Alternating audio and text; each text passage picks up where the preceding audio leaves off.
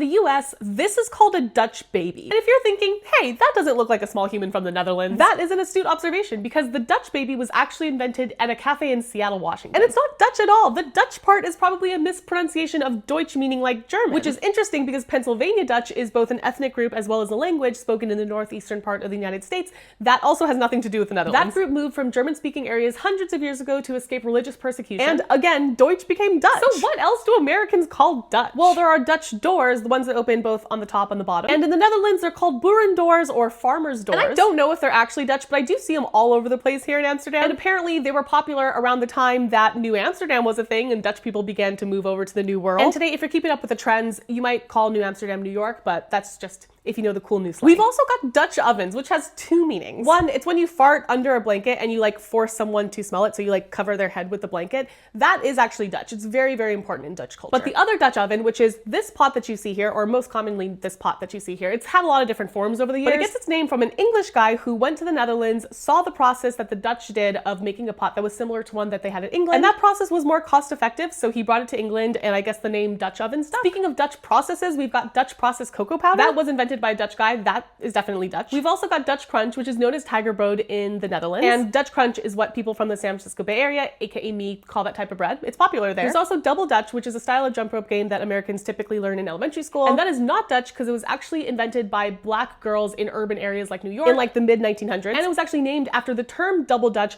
which at the time was slang for like gibberish or like saying nonsense, being hard to understand. I assume that Double Dutch is like kind of derogatory towards Dutch people. Also like how in the US you can say being Dutch or going Dutch to like split the bill in half or like be cheap. So I guess Americans call a lot of things Dutch. That's all I can think of. Let me know if I missed anything.